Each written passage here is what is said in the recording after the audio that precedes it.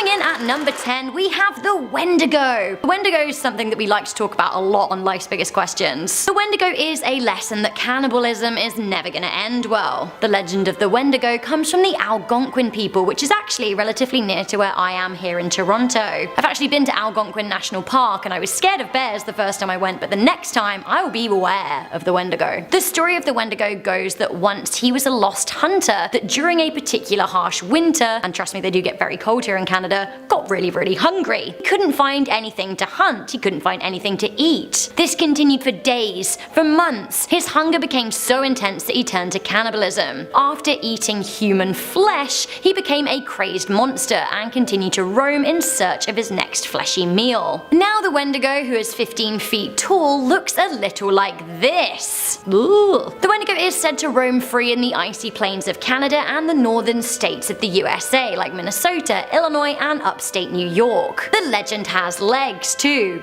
literally. There have been several spates of Wendigo sightings over the past 150 or so years, most notably when a number of people from the Algonquin went missing in the 20th century. The Wendigo was to blame. The Wendigo is said to lure you away from civilization to icier plains and will then eat you alive. Hard no from me to Mr. Wendigo. Stay away. Do you want to meet the Native American Voldemort? Coming in at number 9, we have the legend of Two-Face. This is a morality lesson and a scary urban legend at the very same time. The legend of Two-Face, often called Sharp Elbows or Hester Voto Keo, is about not giving attention to bad things. The story is most popular among the Sioux people, and incantations can be found across a lot of First Nations groups. The story goes that the Two-Face creature is a bit of an attention hog, to put it lightly. They are a nasty presence that wants you to look at them. They will do anything to get your attention, but be warned, if you give in, if you look at it,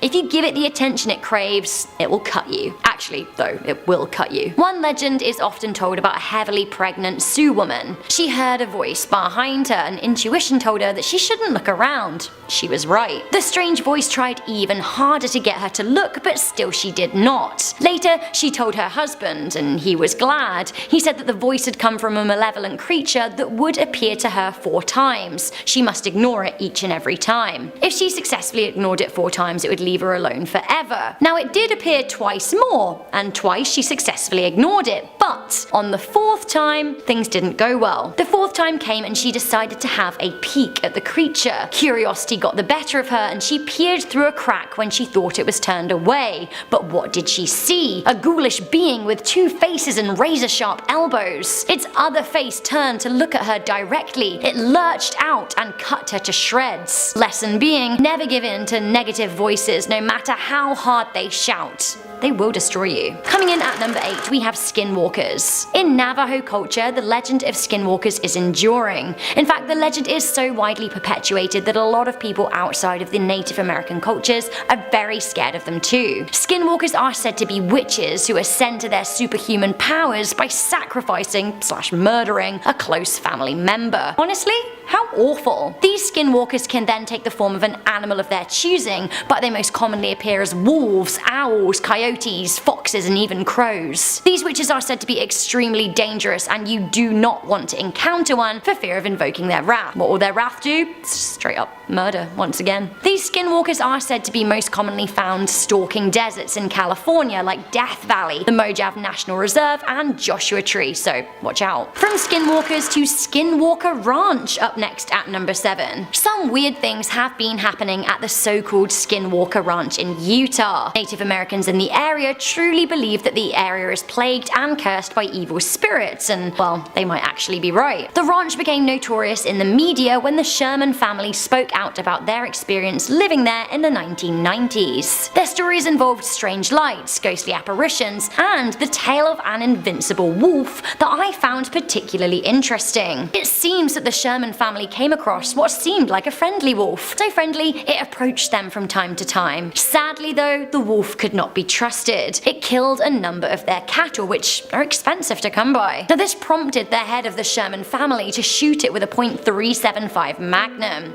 Nothing. It was struck again. Nothing. The wolf was shot several times more, but it simply walked away. Was this an encounter with a real-life skinwalker? Maybe. Coming in at number 6, we have stick people. Beware the stick people. While they may seem like cheeky pests, they're actually pretty malicious when threatened. The stick people are a legend from the Salish who live in British Columbia. They believe that in the woods there are a tribe of mystical people, stick people. They're a lot like other native tribes, but they're very elusive and they have mystical powers. They communicate by using bird and animal sounds. In the woods, it is said that they will disorientate wanderers with mind control powers. Tricksters, sure. The stick people are said to enter villages at night and mess with tribes, stealing their nets, eating their food, or simply just pulling down men's clothing. Classic. However, you never want to encounter a stick person face to face. This is why young First Nations children are warned never to enter forests alone. If you come across a stick person, they will feel very threatened, and the next time they enter a settlement, they will do more than steal food. They will actually steal children. They'll take the children as punishment and raise them as slaves. Coming into number 5, we have ghost sickness. In Native American culture, it is possible for a person to fall ill with something called ghost sickness. Navajo legend has it that ghost sickness can strike if a deceased person is not buried with the right rituals. If that is the case, the spirit of the deceased can become disruptive and make a living person ill. With ghost sickness, the sufferer will start having terrible dreams about the person who's died. They will become obsessed with their death. They will feel depressed and also physically weak. They may also start to hear voices. According to legend, the only way to recover from ghost sickness is to undergo a ritual performed by a religious leader, and often make adjustments to the burial of the dead to satisfy them. Okay, so let's talk a little bit more about the cause of ghost sickness. Up next at number 4, we have the chindi. So the chindi is said to be bad energy left over from a person who has died. The chindi is produced when a person takes their last breath. Actually, a lot of First Nations people believe that it is much better for people to die out in the open,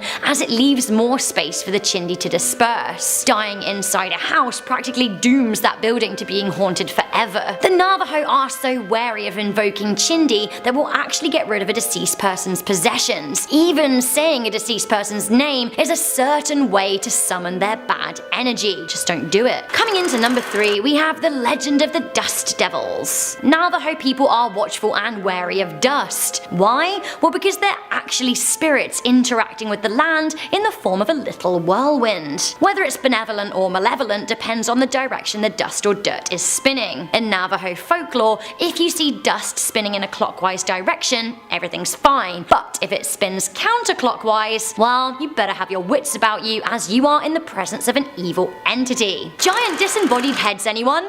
Sure. Coming in at number 2, we have the legends of the flying head. The flying head legend is most popular in Iroquois and Wyandot culture. Flying heads are thought to be produced from cannibals or from battles wherein people have physically lost their heads. Flying heads are giant, ravenous beings with neck-length hair. Do you want to see a depiction? I'm kind of here for them. I can imagine myself as like a giant ravenous head sometimes.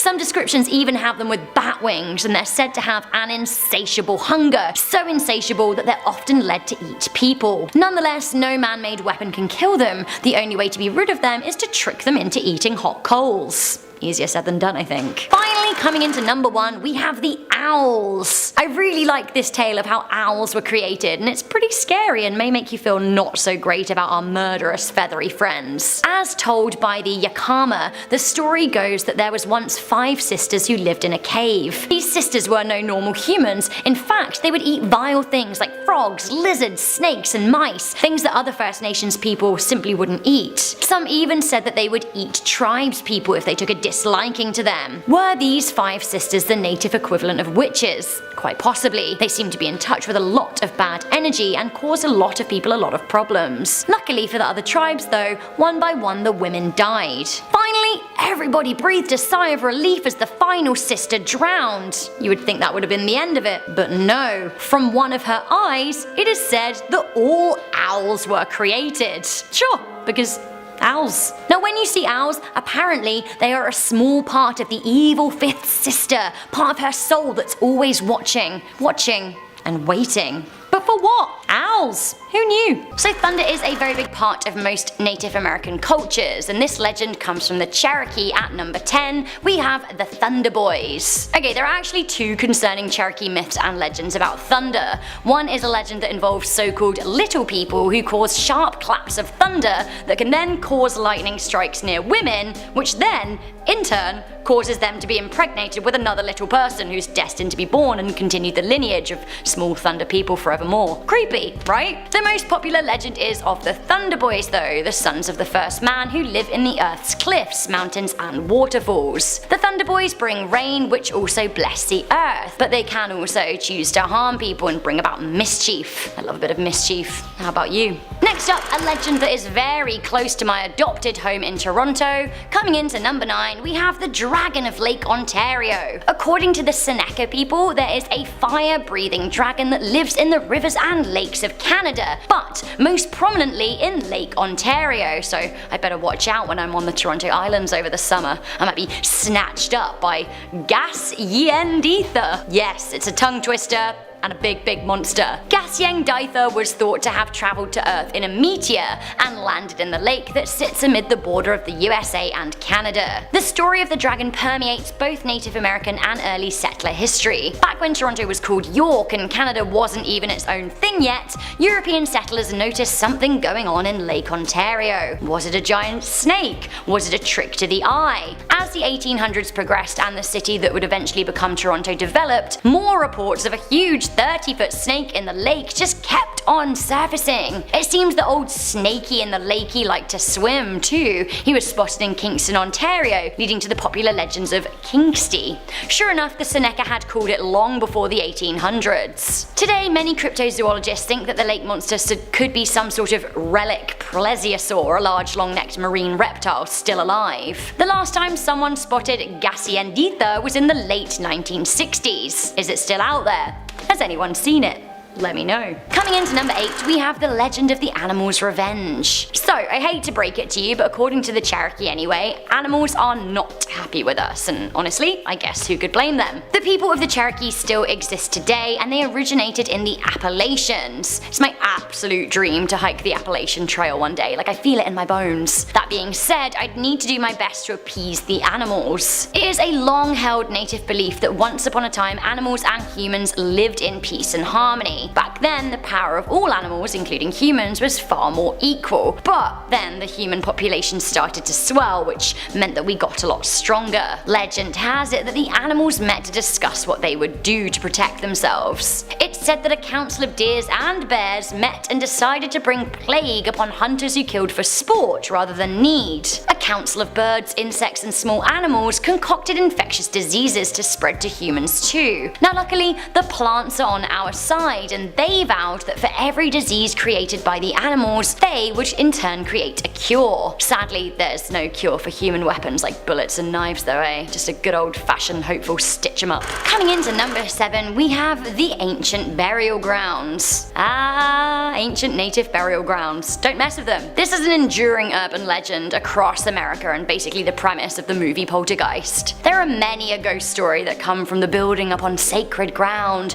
usually by big corporations who disregard the scare stories surrounding the land that they think is going to be profitable. One example comes from Rock Rimon in Colorado Springs. It is alleged that a McDonald's was built on an ancient burial ground and an old Native American settlement. The Rock Rimon restaurant in question has been haunted by an angry-looking Native American man with a dour face. Apparently the disgruntled ghost turns on taps, jangles keys, and produces phantom screams. Although I would say it could be a bit worse. There's not the whole TV sucking jelly thing. Coming into number 6, we have the bearers of bad news. Beware the owls, or so say the Cherokee. Owls are actually a very important part of a lot of Native American cultures. The owls, man. The owls are not what they seem. Did anyone else watch Twin Peaks? I personally love a good owl. It seems that the Cherokee people think that they're messengers, but not just any messengers. Owls bring about bad news or bad luck. For the Apache people, dreaming of an owl signifies an approaching death, and to the Cree people, answering an owl with a whistle and then hearing no response is another signifier of death. These owls, baddies. Coming into number 5, we have the ghost dance. The ghost dance is a relatively new religious movement that has been incorporated into a number of Native American beliefs. The dance was established in around the 1890s in accordance to the teachings of the Wavaka. The dance, which is still performed today by the Caddo of Oklahoma, is intended to reunite the living with the spirits of the dead, bringing the spirits back to fight white colonists and bring about peace and unity for the tribes. It is thought that by performing the dance, people can bring about a new world, which sounds nice. Coming into number 4, we have the ice giant Chenu. The legend of Chenu comes from the Wabanaki people, and it is somewhat similar to the legends of the Sasquatch or the abominable snowman. Chenu is supposed to be a huge Bigfoot-like creature that lives in snowy plains. He was once a human who committed a horrible crime, which led to his heart freezing and him being turned into a troll-like monster who cared only to kill any human that he could find. All love and compassion is just a distant memory for this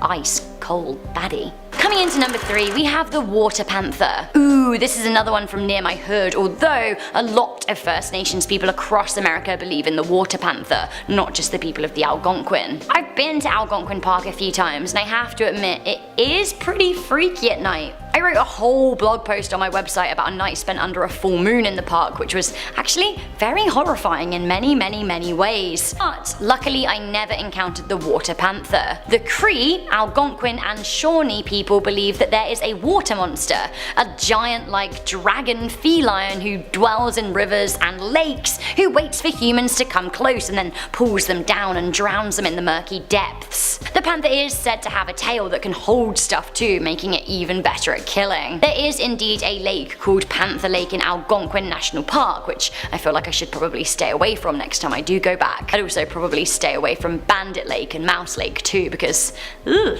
Coming into number 2, we have the ghosts of Wounded Knee. The Wounded Knee massacre took place in Pine Ridge in Wounded Knee Creek on December 29, 1890. It seems that Spotted Elk, a leader on the US Army's list of troublemaking Indians, was stopped by officers who forced him to relocate with his people to Wounded Knee. The next morning, the US Army opened fire when one deaf member of a small Lakota tribe didn't relinquish his weapons. 23 United States soldiers died, mostly from their own friendly fire, and a whopping 153 Lakota, mostly women and children, were also killed too. These days it is said by those who still live and work around the cabins and community of Wounded Knee that they can hear the cries of women and children echoing through the canyon, especially in the winter. Finally, coming into number 1, we have He Who Must Not Be Named. This is kind of like a Native American Voldemort style thing. Now I know that J.K. Rowling's Dark Wizard is a work of fiction, and even if he wasn't, I'm a Slytherin and I fancy my chances in a cheeky duel, but I don't know about invoking the spirit of a dark soul eater from the Choctaw tribe. They have a name for it, but I'm not gonna say it, because if the Choctaw avoid saying it at all costs, it seems like maybe we should respect that. It seems that this soul eater is a shadow who permeates into people's bodies, filling them with evil thoughts and oppression. Eventually, it creeps into their very souls and eats them alive. You absolutely do not want an encounter with this shadow spirit, so don't say his name. Starting off at number 10, we have Uktena, a massive serpent born of envy and anger with massive wings and horns. This story originates with the Cherokee tribe, and according to a journal entry by 19th century anthropologist James Mooney, who spent time with the Cherokee people, quote, "The Uktena is a great snake as large around as a tree trunk with horns on its head and a bright blazing crest like diamond on its forehead. Apparently, the diamond is the ultimate prize for every warrior, but if you gaze into it, you will be transfixed and drawn towards the monster instead of away. Legend has it the Uktena lives in isolated dark places like gorges, caves, and high mountains, so if you do hear something slithering up behind you, you shield your eyes and run, unless you think the diamond is worth it." Coming in at number 9, we have the legend of the Kenonsitontes. Side note, googled like mad and couldn't find out the pronunciation, so I welcome correction, please. These creepy creatures belong to the Iroquois Confederacy, and what are they? Flying disembodied head with blazing fiery eyes and long knotted hair. Despite their lack of bodies, they seem to have a ravenous hunger for human flesh.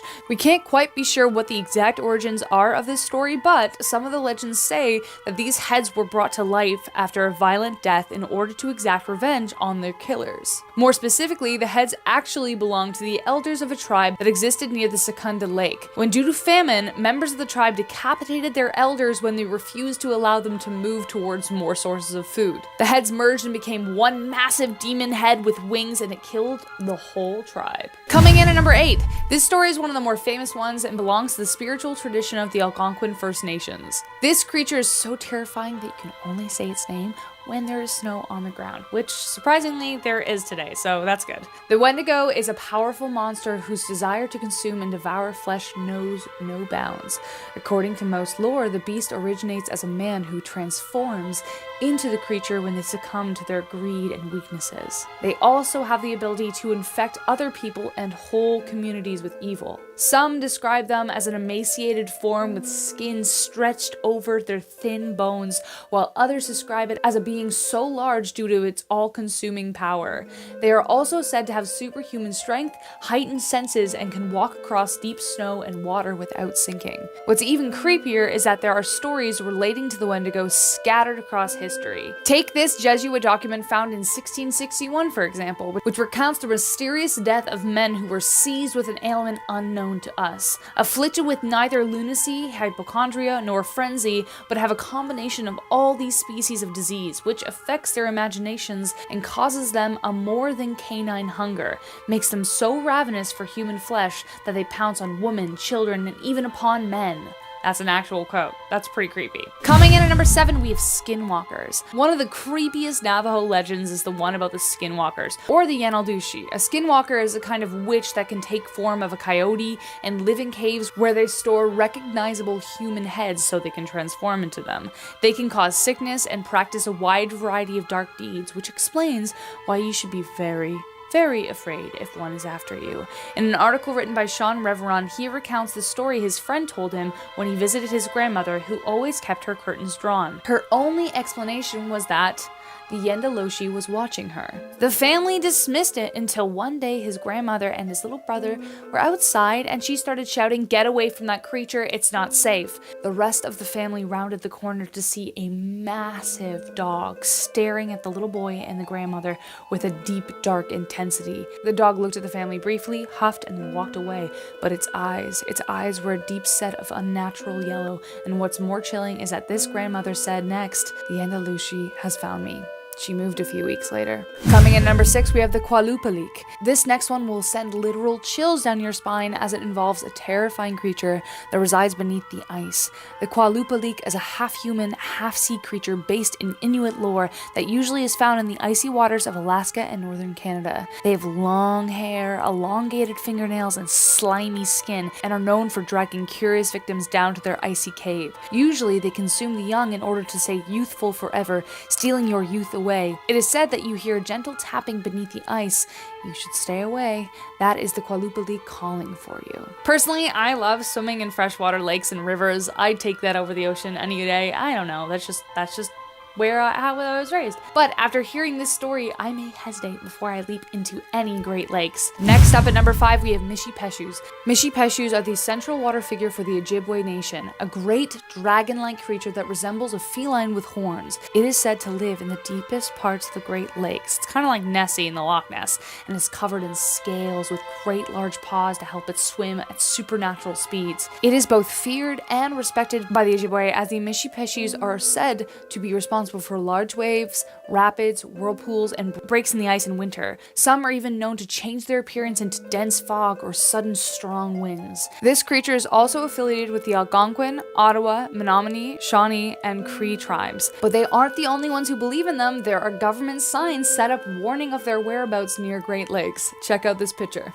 This next story is super creepy, and we're coming in at number 4. Sometimes there is nothing more freeing than taking a long, beautiful drive at night, unless you're Edwin Mata and his father driving through the Navajo Reserve. Coming in at number 4, we have one of the most terrifying night drives ever. When Edwin was young, he and his father were driving home back to Window Rock, Arizona, when suddenly his father stopped talking, told him not to look out the window, and started speeding down the road. But Of course, curiosity got the better of him, and though at first he saw nothing, suddenly there was a pair of glowing red eyes that caught his attention in the rearview mirror. The eyes got closer and closer, then disappeared a moment before an animal of some kind leapt out in front of their truck. Luckily, his father gained back control, but Mata will never forget what he saw. A creature like a coyote, but larger with matted fur, and even stranger, it was wearing clothes. Torn jeans and a black t-shirt. When they got home, they locked the doors, and to this day, Mata and his father have never spoken about it. But Edwin still hesitates to drive at night on the reservation. Could it have been a skinwalker, the ones that we talked about? Who knows? Coming in at number 3, this next story was shared by Lakota journalist Tom Jago and also comes from Pine Ridge Reservation, specifically the Holy Rosary Mission School, now known as Red Cloud. This place was definitely haunted, from organs playing by themselves at night to waking up to headless nuns at the end of their beds. One reason for so many terrifying occurrences could be that the devil is in the graveyard. Tom recounts the story of a Jesuit priest awaking one night to see a glowing fire in the graveyard. When he went to investigate, they discovered the image of the devil glowing brightly on one of the tombstones. Once the fire was put out, they tried to chisel the image of the devil off of the stone, but to this day, the tips of the horns are still visible. How creepy is that? You know those moments when you see something at the corner of your eye and you're sure you saw it, but when you go to look, there's nothing there? This next story was shared by Kiowa writer Robert Chinate and comes from the Pine Ridge Reservation also. One really hot day in August, Robert was placing offerings on his mother's front porch and had just returned to the east side of the house to return materials to the earth. But then, Robert caught movement in the yellowed grass field at the corner of his eye. The grass was high, and as he turned to look, he saw a man in black clothing with long hair hanging in his face because he was leaning forward, walking south through the field. The grass was high enough that he couldn't see the man's feet, but he turned away for a moment to return to his work, but when he looked back up, of course, the man wasn't there anymore. He rushed the field to reassure the man that he didn't mean to scare him, to bring him out of hiding, but there was absolutely no sign of him. Coming in at number 1, by now you've probably guessed that Pine Ridge is a troubled place, but we can't talk about these stories without first landing at our number 1 spot with why it is. One of the most horrific stories surrounding this Indigenous reservation is the Pine Ridge Massacre at Wounded Knee. On December 29, 1890, the U.S. 7th Cavalry Regiment were escorting 350 Lakota people who had surrendered to a camp where they would wait until they would be transferred to Pine Ridge Indian Agency the following day. They were then forced to give up their defenses, and when some of the tribe resisted, this sparked the 7th to open fire, killing 200 unarmed Lakota people. Considering what happened, it's no surprise that such an abhorrent moment in history sparked paranormal activity literally everywhere and has resulted in many of the stories that you've heard above.